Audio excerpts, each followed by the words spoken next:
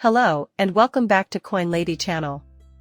The things are looking very interesting. Today is the day when the USTC will burn. You will see 800 million get toasted. As long as that proposal passes, I think a lot of people are very worried if all nodes are possibly going to change that abstain to a no, anything could happen. So be aware that this is all on the edge, have more or less this proposal passing or failing. So I think at this point, right, it's safe to say we need as a blockchain some kind of guideline. If you've listened to the podcast we've done recently, the latest episode, we talk in there about a concept, and I'm just going to outright say this. It's a concept that somebody has spoken about before. A lot of negative stuff has come from this guy, but I'm not somebody to shun someone on an idea when it's good. And this is something come from the Gatorskin Department of Ideas, which is very interesting. But he spoke about a constitution, and I think our blockchain is at a point where it needs one. We have so many different guidelines, different kinds of things that are implemented. It's confusing with the KYC new developers turning. There's so many different people are trying to put guidelines into place and different things. We've got issues with the double noding, which is definitely not good for the blockchain as a whole, the decentralized aspect, and sort of removes the opportunities for others to rise.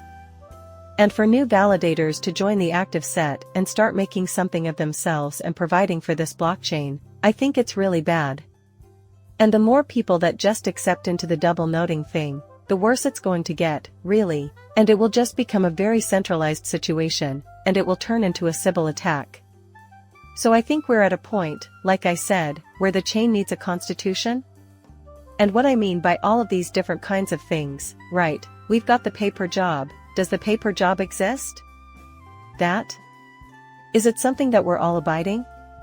How do we know to abide by this? How does someone turning up from the outside know that this is something that is in place and play? And it's the same again, across board. If I bring up another person who wants a code of practice for L1 developers, more guidelines being brought forward? Once again, if we look at the community guidelines for other things like Commonwealth, once again, more guidelines, right? So we need some kind of rules, even to the point where we've got this guy who wants to tell CX here's what to do with their stake, which I think's very interesting. But ultimately, we're at a point I think we need a constitution, we need some kind of article, we the people, however you want to go about this. And I know a lot of people are probably all, well, this is a very American thing. And in its essence, if I boil things down, a blockchain is a constitution in itself of how the blockchain works and how it's integrated. Now, we can't implement a constitution module, it's not something that we can integrate in at this point with technology that's available, but what we can do is introduce a constitution section right into our Git repository and our documentation.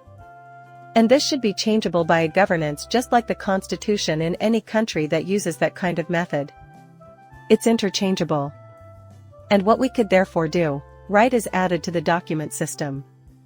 So then when someone's like, oh, well, the paper job's passed and we should all be abiding by KYC and stuff, people can literally go, here's our constitution, these are kind of the written, not kind of, these are the written rules, you shouldn't double node, developers should be KYC, you must obey the paper job, the kind of ins and outs. Now, there's going to be a huge argument from both sides. I would think, as to this more or less being a controlling factor of the chain, and oh, we're a decentralized chain. And oh, we should be like this. I think that kind of thinking is what is holding up the chain, that it's holding everything at this point from my perspective, because without all of these rules, right? We were not a blockchain that formed under an idea. Okay, we formed under a crash. Right? We all got involved in this not because of the technology, we just figured it all out afterwards that it was actually really good technology.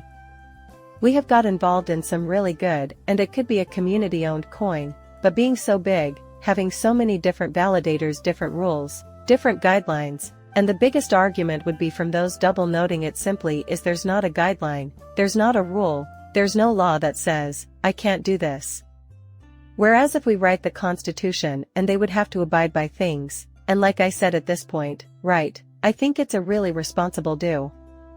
And I think it's a mature thing to do to introduce some kind of rule, set constitution, whatever you want to label it as, to bring this Wild West system to an end, because it's just unlawful. And for this blockchain to thrive, We need validators that are going to build and develop stuff for the chain. They aren't going to develop an app or another blockchain that has its own layer 1 system, its own layer 1 asset. And LUNCs, just like any other coin going on to a CX or a layer 1 chain, it's a side hustle. It's not the main objective. And I think what we need is validators who are going to spin up coins using the chain's token factory generation system, because it is there, you can do it. But it's just a little bit more complex than having a token factory, which does it for you. But we need these kinds of things, right? We need all of the Astroport swapping back, and we need all of the different things, right, that we should have as a layer 1 chain for all of these different projects and new validators, then branch off and use Lunar Classic as their native asset. And they introduce that into their environment. And all of the NFT projects are actually, instead of coming from, for example, all of these different launch pads, you would have them coming from the chain's launch pad, and the chain would prosper. And it would really foster in an environment where not just one single group of people, the people double noding, and it would start to usher in a new environment, I think, and me personally, I think this is a really good idea. And I didn't ever hear of this before and didn't know that this was something that Jacob brought up. I was one of the people that he attacked, quite harshly. But that doesn't matter.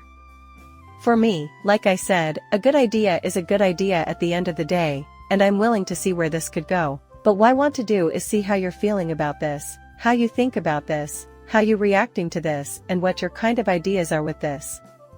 So what I think is quite important as you get involved in this, let me know in the comment section, because what I aim to do is realistically get a proposal together. As much it's going to upset different people, and it's going to make a lot of different people are happy. It might pass, it might get rejected. We have to know if there's something that the broader consensus is willing to either pass or reject, because the small minority are always going to be the loudest. I find those who really don't have full-time jobs and are really involved with just bickering on Twitter, and normally the ones you hear. So I think it's so important. You always put something like this to the community, put into the Commonwealth, and then put it to vote.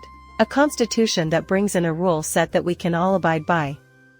And we can all look to simply not all shrug at each other and go, well, get a, oh, well. I think the future is very bright for this blockchain.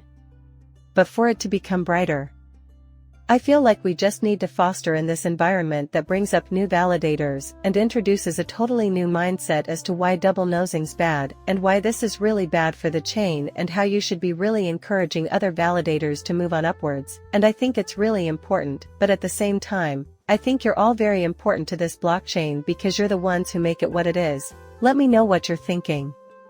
Let me know what you're feeling. And let me know how you're doing, folks. Get involved in the giveaway 10,000 USTC, 1 billionaire UNC split between the top 3 commenters each month. Just subscribe, like, comment and share this video to enter. Make sure to hashtag LUNC. We do have a trading indicator. You can set up alerts to your mobile device. You can link it into all different things. It is all hosted through TradingView. So there's links to that in the description. We've got different guides, and we've got more guides coming in the future. So do check that out. If you've got OUNC can delegate with us and our Node Fruit Station or Trust Wallet, we have got a compounding at accfactory.com. The patron is there. It's available. There's alpha calls to gain access to. There's all sorts of different calls that we go through, the making 345x gains, and we're currently working on our next place. The video ends there. Please like and subscribe my channel. See you soon, bye.